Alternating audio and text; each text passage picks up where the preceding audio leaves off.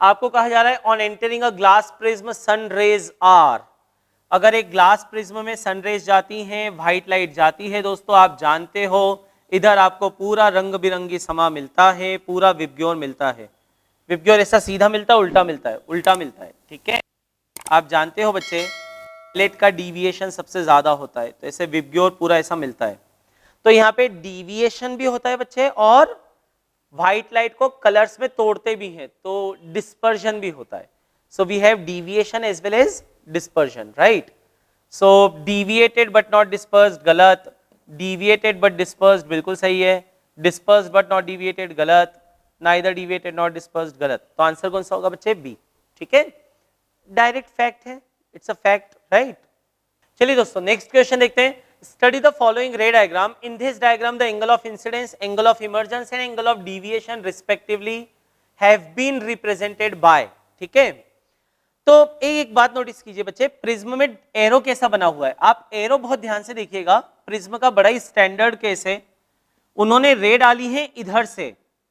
एक चीज अच्छे से समझ लीजिए बच्चे, जब रे प्रिज्म में घुसती है तब नॉर्मल के साथ जो एंगल होता है वो अपना एंगल ऑफ इंसिडेंस होता है, राइट। तो यहाँ पे रे घुस इधर से रही है बच्चे, तो नॉर्मल के साथ एंगल चाहिए, तो नॉर्मल ये वाला है, एंगल कौन सा है बेटा? पी। तो एंगल ऑफ इंसिडेंस तो पी है, तो अगर एंगल ऑफ इंसिडेंस पी है तो ये दोनों ऑप्शन तो हो गए कट, ठीक है। अब यहां से रे आगे जाती है बेटा, और जब वो बाहर निकलती है तब जो नॉर्मल के साथ एंगल होता है वो एंगल ऑफ इमर्जेंस होता है। यहां पे नॉर्मल के साथ कौन सा एंगल है बेटा? वाई, तो यहां पे नॉर्मल के साथ एंगल है वाई। सेकेंड नंबर पे एंगल ऑफ इमर्जेंस लिखा हुआ है बच्चे, तो सेकेंड नंबर पे वाई आना चाहिए। कौन से ऑप्शन में है? सी वाले में, तो सी हमारा आंसर है। डी को भी काट दो। चेक कर लेते हैं बेटा, इन दोनों को पीछे बढ़ाएं तो इनके बीच का जो एंगल होता है वो डिविएशन होता है बच्चे, वो जेड है, वो आप देख सकते हो यहाँ पे। तो आंसर है हमारे पी वाई जेड। अच्छा, वो ऑर्डर में पूछा है उन्होंने, इसका ध्यान रखना है। हाँ, पी जेड वाई इसमें भी है, पी वाई जेड इसमें भी है। तो कई बच्चे बस पी जेड वाई देख के दोनों में से कोई सा भी टिक मत कर देना भैया। आंसर में ध्यान रखना है अपने को कि पहले पूछा एंगल ऑफ इंसिडेंस, फिर पूछा एंगल ऑफ इमर्जेंस, और फिर पूछा एंगल ऑफ डिविएशन, उसी ऑर्डर में करना है, ठीक है। तो आंसर कौन सा होगा यहाँ पर? C. Hi friends, if you think that you want to crack IIT JEE, my one point very strong suggestion is forget everything. Just watch one video, eye opener for IIT JEE aspirant on this same YouTube channel, and believe me, you will be grateful to me for the entire life. So just go and watch eye opener for IIT JEE. बहुत ध्यान से option tick करते समय extra care रखना। आपको term 1 में ऐसे ही सवाल आने वाले बच्चे की समय बचेगा, डोंट वरी, समय बचेगा, बहुत कठिन नहीं आएंगे। पर ऐसा मत करना कि मेरा सी आ रहा था, मैं डी करके आ गया, मेरे तो नंबर कट गए। ऑब्जेक्टिव एग्जामिनेशन में फायदा है कि हैंडराइटिंग वगैरह मैटर नहीं करती, कैसे लिखा ये मैटर नहीं करता, लेकिन एक नुकसान भी है, यहाँ या तो नंबर मिलता है या नंबर कटता है। स्टेप मार्किंग के नहीं होते कि कुछ का कुछ चेक करने वाले को दया आ गई तो चलो बच्चे की मंशा तो सही थी, बच्चे की इच्छा तो सही थी, उसकी भावना तो सही थी।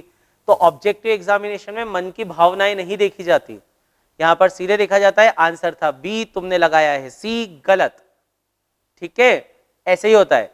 तो सीधे 0.8 मार्क्स कट जाएंगे बच्चे, है ना, जरा सी केयरलेसनेस में।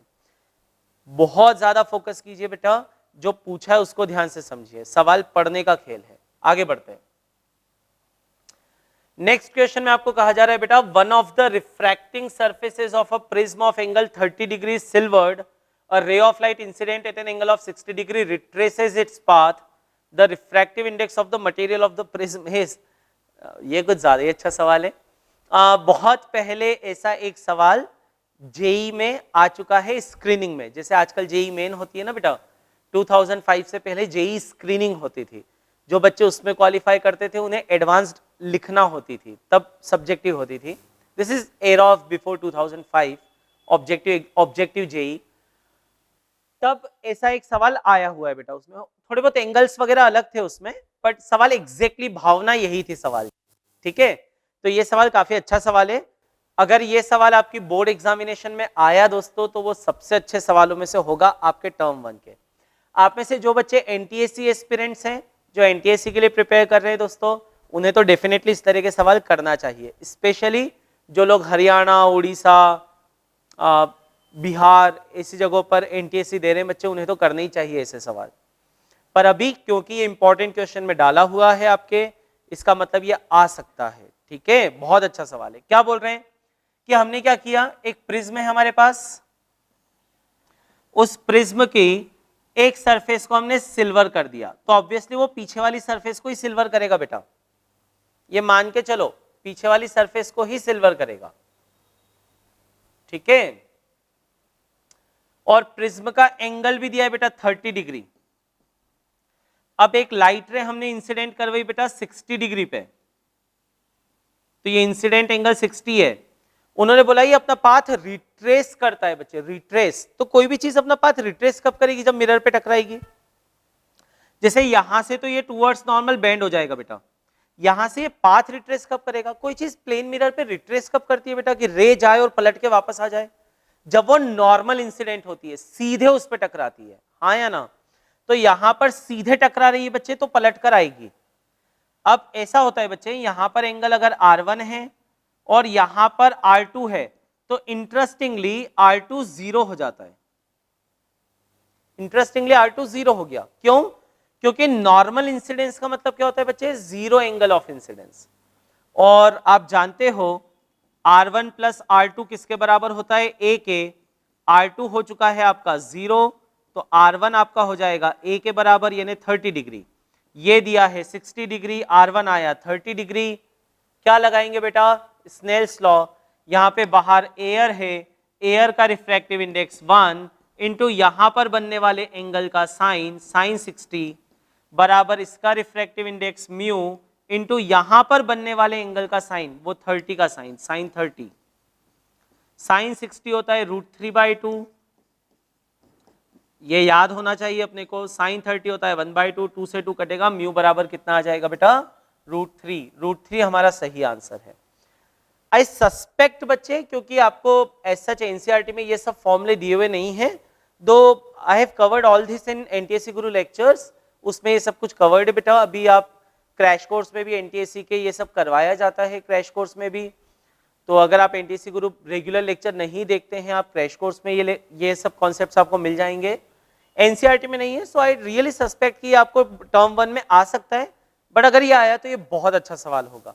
कॉन्सेप्ट आपको क्लियर हो गया है। रिट्रेस करने का मतलब नॉर्मल इंसिडेंस होना होता है बेटा। R1 प्लस R2 A के बराबर होता है, A उन्होंने दिया है, R1 निकाला, स्नेल्स लॉ लगाया। स्नेल्स लॉ लगाने की ये टेक्निक अभी एक सवाल पहले भी यूज की थी मैंने, 2-3 सवाल पहले। ये टेक्निक बड़ी काम की है। जिस मीडियम का रिफ्रैक्टिव इंडेक्स लिख रहे हो, रिफ्रैक्टिव इंडेक्स इंटू उसमें बनने वाले एंगल का साइन बराबर दूसरे मीडियम का रिफ्रैक्टिव इंडेक्स इंटू उसमें बनने वाले एंगल का साइन। ये ध्यान रखिए, बढ़िया तरीके से आपका काम हो जाएगा। ठीक है, आगे बढ़ते हैं दोस्तों। नेक्स्ट क्वेश्चन एक बहुत ही अच्छा सवाल है बच्चे, and this is my personal favourite question. ये इतना फेवरेट है कि पूरे भारत भर से, दुनिया भर से जो आई ओपनर वीडियो देख के गुरुकुलम पे एडमिशन लेने की इच्छा रखने वाले एंट्रेंस टेस्ट देते हैं, फिर इंटरव्यू के लिए आते हैं। ठीक है, तो इंटरव्यू का बड़ा फेवरेट क्वेश्चन है ये। आपको इंटरव्यू का एक क्वेश्चन लीक कर रहा हूं मैं, आपको ये बोर्ड एग्जाम के हिसाब से भी इंपॉर्टेंट है बच्चे। क्या बोल रहे हैं वो, a convex lens of focal length 20 centimeter and a concave lens of focal length 5 centimeter are kept along the same axis with distance d between them. A parallel beam of light falling on A leaves B as a parallel beam, then the distance d in centimeter will be. Now it's a very good question in fact, और बहुत ही conceptual है, कुछ भी numerical नहीं करना बेटा।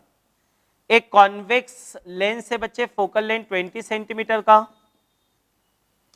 और एक कॉन्केव लेंस से फोकल लेंथ 5 सेंटीमीटर का, इनको डी डिस्टेंस पे रखा हुआ है। अब हम क्या करते हैं, एक पैरेलल बीम डाली, वो इधर से भी पैरेलल निकलती है। मोस्ट ऑफ द स्टूडेंट इस क्वेश्चन में गलती क्या करते हैं बच्चे, वो आंसर लगाते हैं 20 + 5 25। Most of the student, I have interacted on this particular question with so many students of India.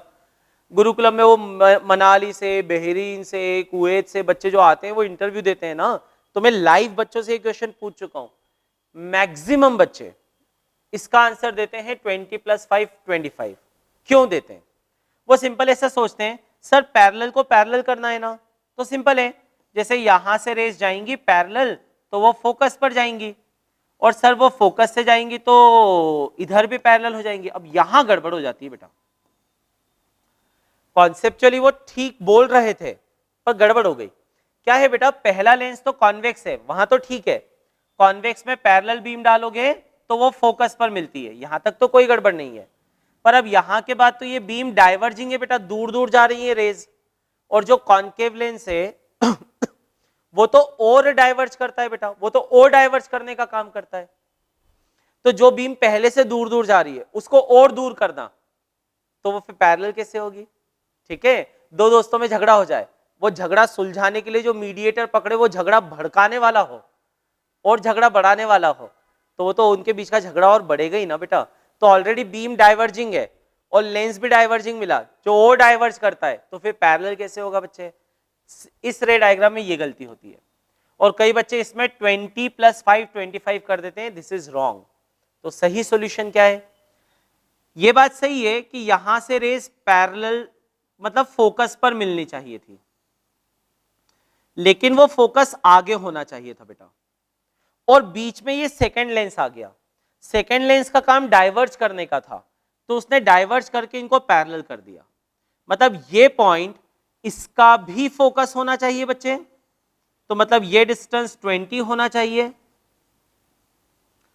ठीक है, और ये पॉइंट इसका भी फोकस होना चाहिए, क्योंकि कॉन्केव में ऐसा होता है जब फोकस पर लाइट रे जा रही होती है कॉन्केव लेंस में, तो वो उसको पैरेलल कर देता है। पढ़ते हैं ये कॉन्सेप्ट हम कि कॉन्केव में जब आप फोकस पर लाइट डालते हो बच्चे, फोकस पर, तो वो उन्हें पैरेलल कर देता है, ऐसा होता है बेटा। तो ये डिस्टेंस 5 होना चाहिए, तो हमारा आंसर इंटरेस्टिंगली 20 + 5 नहीं, हमारा आंसर 20 - 5 यानी कि 15 होगा। इस सवाल के लिए एक ट्रिक, ठीक है, मेरी तरफ से आप एक ट्रिक ले लो।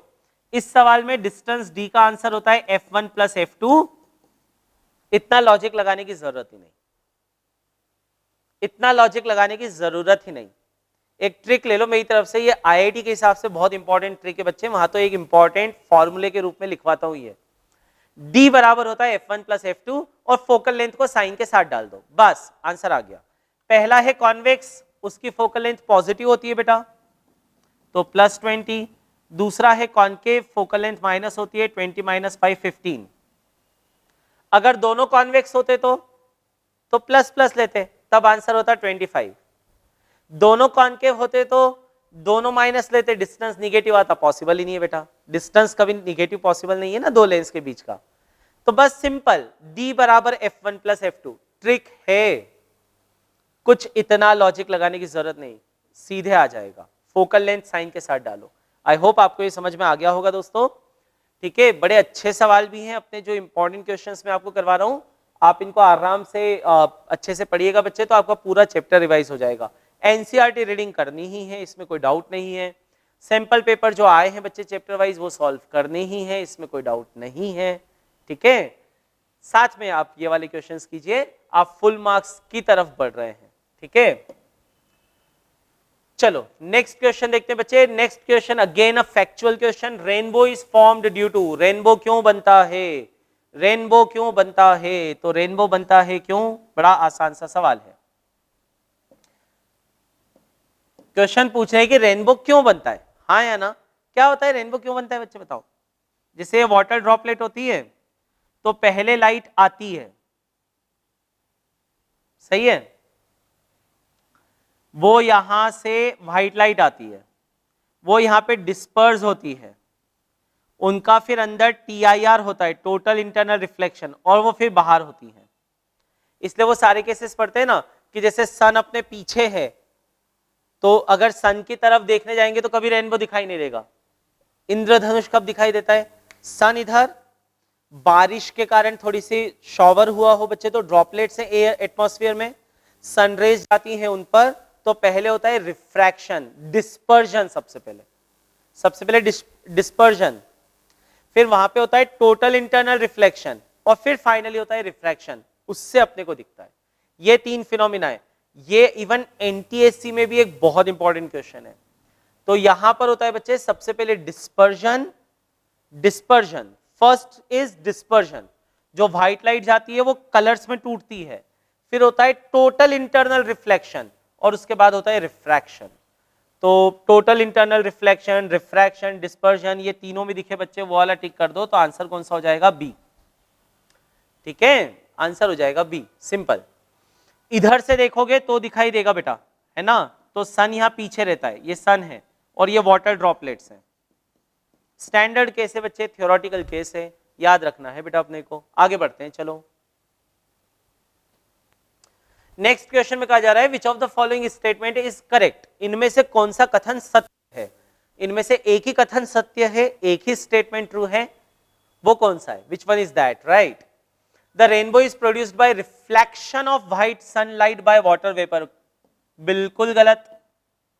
अभी जस्ट पहले सवाल में देखा बच्चे, तीन फिनोमिना है वहां पे, डिस्पर्जन, टोटल इंटरनल रिफ्लेक्शन और रिफ्रैक्शन, तो यहां सिर्फ रिफ्लेक्शन से कैसे हो सकता है?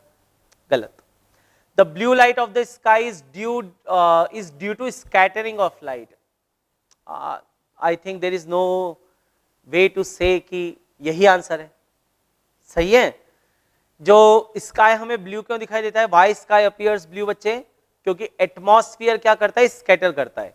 रेलेग का क्राइटेरिया है बच्चे, रेलेग का, हाँ है ना, जो आपको दिया भी है कि जो स्कैटरिंग होती है वो inversely proportional to lambda to the power 4 होती है। ब्लू की वेवलेंथ कम होती है बच्चे, तो उसकी स्कैटरिंग ज्यादा होती है, उसका फैलना ज्यादा होता है। ठीक है, तो इसलिए वो अपने को ब्लू दिखाई देता है स्काई। समझ गए क्या? तो ये हो जाएगा बच्चे, तो ब्लू कलर वाला तो सही है। बाकी भी पढ़ ही लेते हैं, कुछ ना कुछ तो अपने को कुछ ना कुछ तो अपने को ज्ञान की बातें और मिलेंगी ही। The stars appear higher in the sky than actually are due to scattering of light। बिल्कुल गलत बच्चे, ये एटमॉस्फेरिक रिफ्रैक्शन के कारण होता है। वो स्टार से लाइट आते आते आते आते आते आते आते बैंड होता जाता है। जैसे ये स्टार है, यहाँ से लाइट आ रहा है, बैंड हो रहा है, बैंड हो रहा है, बैंड हो रहा है, हमको दिखाई देता है कि थोड़ा ऊपर है। इसका आंसर एटमॉस्फेरिक रिफ्रैक्शन है, सी पॉइंट का। पहले का आंसर कौन कौन से बच्चे? Dispersion, then TIR, then refraction, ये सही है। इसका आंसर है एटमॉस्फेरिक रिफ्रैक्शन। चौथा वाला, the planets twinkle at night, तो पहली बात तो प्लैनेट्स ट्विंकल करते ही नहीं, स्टार्स करते हैं। टिमटिमाना तारों की निशानी है बच्चे, ग्रहों की नहीं। So stars they twinkle because of atmospheric refraction, because of continuously varying refractive index, लेकिन प्लैनेट्स तो ट्विंकल करते ही नहीं, तो ये तो स्टेटमेंट ही गलत है। ठीक है, तो आंसर है बी। आगे बढ़ते हैं बेटा। नेक्स्ट है which of the following is not caused by atmospheric refraction, इनमें से कोई एटमॉस्फेरिक रिफ्रैक्शन के कारण नहीं होता है। ठीक है, पहला ट्विंकलिंग ऑफ स्टार, उसी कारण होता है, अभी बताया मैंने आपको, ट्विंकलिंग ऑफ स्टार तो उसी कारण से होता है बच्चे, तो ये अपना आंसर नहीं है। अच्छा, ये होता है एटमॉस्फेरिक रिफ्रैक्शन के कारण है, इसलिए अपना आंसर नहीं है, अपने को तो नहीं वाला ढूंढना है। ये नॉट पे ध्यान दीजिएगा बच्चे, हाँ, ये इसमें बहुत गलती करते हैं ऑब्जेक्टिव एग्जामिनेशन बेटा। Sun appears higher in the sky then actually, ये भी उसी कारण से होता है बच्चे, तो ये भी खत्म। Sun becoming visible 2 minutes before the actual sunrise, ये भी इसी कारण से होता है बच्चे। Sun appearing red at sunset, ये हमारा आंसर है बेटा, क्योंकि अपना आज का पहला सवाल भी यही था ना, पहला या दूसरा सवाल शायद कोई सा था। सन रेडिश क्यों होता है बेटा? वो रेडिश होता है, आज शायद पहले ही सवाल कर रहे थे हम लोग, राइट, पहला या दूसरा। सन रेडिश क्यों होता है बच्चे? क्योंकि जब वो बहुत दूर से आती हैं व्हाइट लाइट, तो उसमें से जो छोटी वेवलेंथ है वो स्कैटर ज्यादा होते जाती है, तो उनकी इंटेंसिटी अपने तक पहुंचने पे कम होती है, इसलिए वो रेडिश होता है। अपने तक लाल कलर थोड़ा ज्यादा पहुंचता है। ठीक है, इसलिए जो डेंजर सिग्नल्स हैं, स्टॉप लाइट है, वो कौन से कलर की बनाई जाती है? लाल, क्योंकि वो दूर तक पहुंचे, दूर तक उनमें स्कैटरिंग ना हो, दूर से दिखाई दे जाए। इसलिए सनसेट और सनराइज के समय सन दूर होता है सबसे ज्यादा अपने से बच्चे, तो इसलिए अपने को वो रेडिश दिखाई देता है। इसका आंसर एटमॉस्फेरिक रिफ्रैक्शन नहीं है, इसका आंसर स्कैटरिंग है। ठीक है, तो बाकी तीन तो एटमॉस्फेरिक रिफ्रैक्शन की केस है बच्चे, तो आंसर कौन सा हो जाएगा? डी। नेक्स्ट पे आते हैं बेटा। नेक्स्ट है असर्शन रीजन टाइप के सवाल हैं बेटा। असर्शन रीजन में आप जानते हो दोनों स्टेटमेंट्स को परखना होता है, we need to check, cross check both the statements. and simultaneously we need to cross check that whether reason is satisfying the assertion or not. Reason assertion को सेटिस्फाई कर रहा है या नहीं कर रहा है, ये भी देखना होता है बेटा. तो देखते हैं, ठीक है. The light of violet colour, the light of violet color deviates the most and the light of red color the least while passing through a prism. ये बिल्कुल सही है, बिल्कुल सही है, ठीक है. प्रिज्म होता है बेटा अपना, प्रिज्म में आप इधर से व्हाइट लाइट डालते हो बच्चे, तो सबसे कम बेंडिंग होती है बच्चे रेड की और सबसे ज्यादा बेंडिंग होती है वॉयलेट की. तो सबसे ज्यादा डिविएशन होता है वॉयलेट का और सबसे कम होता है रेड का. उल्टा विब्ग्योर लिखते हैं ना बच्चे यहाँ पे, ठीक है. ये तो बिल्कुल सही है. तो इसका उत्तर क्या है, व्हाई इट ऑकर्स. तो असर्शन इज राइट. हाँ, असर्शन राइट है. तो एक बात तो ये हो गई. तो चलो 50-50 तो वैसे ही खेल लेते हैं. असर्शन रीजन करेक्ट है, असर्शन फॉल्स है, तो ये ऑप्शन कट गया बच्चे. चलो कम से कम एक ऑप्शन तो कट गया. अब सेकंड पढ़ते हैं. For a prism material refractive index is highest for red light and lowest for violet light.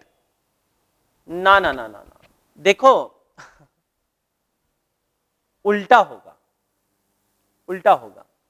क्या होता है, एक रिलेशन होता है बच्चे जिस इक्वेशन को नाम दिया जाता है कॉशीज इक्वेशन, ठीक है ना. जेई नीट के लिए सब ज्यादा काम का है बच्चे, पर आपके लिए भी काम का है. वो ये बोलता है कि म्यू जो रिफ्रैक्टिव इंडेक्स है वो a plus B by lambda square होता है बच्चे. तो जितना लेमड़ा कम होगा उतना रिफ्रैक्टिव इंडेक्स ज्यादा होगा. तो वॉयलेट का लेमड़ा कम, वॉयलेट का लेमड़ा कम, वॉयलेट की वेवलेंथ कम होती है ना बच्चे, रेड की सबसे ज्यादा होती है. वॉयलेट की वेवलेंथ कम है ना बच्चे, तो उसका रिफ्रैक्टिव इंडेक्स ज्यादा होता है. अच्छा, ज्यादा रिफ्रैक्टिव इंडेक्स होने के कारण वो ज्यादा बैंड होगा बच्चे, ऐसा लॉजिक है. अगर ज्यादा बेंडिंग हो रही है इसका मतलब उसके लिए रिफ्रैक्टिव इंडेक्स ज्यादा है.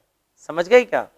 तो वॉयलेट का रिफ्रैक्टिव इंडेक्स ज्यादा होता है वॉयलेट के लिए और रेड के लिए कम होता है. तो ये गलत है बच्चे, इन्होंने हाईएस्ट बोला है रेड के लिए जबकि इसका उल्टा सही है. तो रीजन गलत है, तो असर्शन सही है, रीजन गलत है. तो पहले दो ऑप्शन भी कट गए बच्चे. असर्शन सही है, रीजन गलत है. सही आंसर कौन सा है बेटा, सी. ठीक है, आगे बढ़ते हैं. नेक्स्ट क्वेश्चन, नेक्स्ट क्वेश्चन आपको कह रहा है बच्चे, which of the following graphs shows correct variation between power of a converging lens and it's focal length. भयानक ही आसान सवाल, ठीक है, पर ग्राफ वाला है बच्चे, है ना. एनसीईआरटी, एनसीईआरटी एग्जाम्पलर, ये वाले क्वेश्चंस बच्चे सिंपल पेपर क्वेश्चन. इतना करो फुल मार्क्स लाओ, ठीक है, बड़ा इजी है. कौन सा ग्राफ इसमें सेटिस्फाई करेगा बेटा, सीधी सी बात है. जो पावर होती है ना, पावर, लेंस की पावर का क्या फॉर्मूला होता है, लेंस की पावर का फॉर्मूला होता है 1/f. फोकल लेंथ अगर हम नापेंगे मीटर में, if we gonna be measuring focal length in metre, power मिलेगी हमें डायप्टर में. तो power inversely proportional to focal length है. इसका मतलब कौन सा ग्राफ, ये हो ही नहीं सकता बच्चे, ये लाइन है. इसका मतलब क्या है, फोकल लेंथ 0 की तरफ जा रही है तो पावर इंफिनिटी की तरफ जा रही है. तो ये भी नहीं हो सकता बच्चे, फोकल लेंथ 0 हो ही नहीं सकती, पावर इंफिनिटी जाना चाहिए, ये भी नहीं हो सकता बेटा. इन्होंने तो पावर को कांस्टेंट ही बोल दिया. तो फिर एक ही ऑप्शन बचा बच्चे, कौन सा, बी वाला. So answer B is correct. Focal length 0 की तरफ जाएगी, पावर इंफिनिटी की तरफ जाएगी. फोकल लेंथ इंफिनिटी की तरफ जाएगी, पावर 0 की तरफ जाएगी. तो ये ग्राफ बनता है. अभी क्या है ना बेटा, आपको बोर्ड एग्जाम के लिए पढ़ा रहा हूं तो थोड़ी ज्यादा मर्यादा में बंधा रहना पड़ रहा है. अदरवाइज मैं आपको बताता, अभी एनटीएससी के लिए जब पढ़ोगे ना बच्चे तब बताऊंगा. इस ग्राफ को बोलते हैं रेक्टेंगुलर हाइपरबोला. क्या बोलते हैं, क्या बोला, रेक्टेंगुलर हाइपरबोला. ठीक है, तो पावर इनवर्सली प्रोपोर्शनल टू क्या होता है बच्चे, फोकल लेंथ. ऐसा ग्राफ बनेगा. इक्वेशन देख के ग्राफ बना सकते हैं. फोकल लेंथ 0 की तरफ जाएगी, पावर इंफिनिटी की तरफ, फोकल लेंथ इंफिनिटी की तरफ, पावर 0 की तरफ. उल्टे पुल्टे ना एक दूसरे के. तो यही वाला ग्राफ मैच कर रहा है बच्चे. लगाओ निशान, आगे बढ़ो. ठीक है, नेक्स्ट क्वेश्चन पे आते हैं. नेक्स्ट क्वेश्चन में आपको कहा जा रहा है बच्चे, फिर से रीजन टाइप का है, फटाफट करते हैं. Blue colour of the sky appears due to scattering of blue colour. सही है ये तो, इसमें तो कुछ भी गलत नहीं है. अभी बार बार इसको पढ़ चुके हैं. आप देखिए ना, इतने सवाल करने में भी घूम फिर के वही वाले आने लगे, वापस से वही की वही सवाल आने लगे. Now this is important, right. CBSE के लिए आपको बहुत ज्यादा टाइप के सवाल नहीं करने, all you need to read is NCERT और उन्हीं में घूम फिर के क्वेश्चंस बनेंगे बच्चे। आप देखिए वही के वही सवाल वापस आते हैं। ब्लू कलर स्कैटरिंग के कारण होता है, yes it is correct. Blue colour has shortest wavelength in the visible spectrum. Okay, now this is arguable. आप कह सकते हो कि वॉयलेट की सबसे कम होती है, तो I think this is arguable, इसलिए मैं आपको दोनों आंसर टिक कर देता हूं। मतलब वही है कि वो ब्लू कलर की स्कैटरिंग सबसे ज्यादा होती है, उसका एक रीजन लोग बोलते हैं कि ब्लू कलर की वेवलेंथ सबसे कम होती है, पर पॉइंट वही है बच्चे कि ब्लू, वॉयलेट, इंडिगो इनकी वेवलेंथ इतनी क्लोज होती है कि आप वो कम ज्यादा खेल नहीं सकते। वॉयलेट की सबसे कम होती है क्योंकि आप विबग्योर लिखते हो, तो टेक्निकली अगर उस हिसाब से देखोगे तो रीजन फॉल्स है, तो असर्शन ट्रू है, रीजन फॉल्स है, ठीक है। पर अगर स्कैटरिंग के हिसाब से देखें, अगर स्कैटरिंग के हिसाब से देखें बेटा, तो हम वॉयलेट और ब्लू की वेवलेंथ ऑलमोस्ट इक्वल ले लेते हैं। तो अगर वॉयलेट की लीस्ट है तो ब्लू की भी लीस्ट है, इसलिए स्कैटरिंग ज्यादा है। तो उस हिसाब से बच्चे असर्शन, रीजन दोनों करेक्ट हैं और वो करेक्ट एक्सप्लेनेशन भी है। So this is arguable.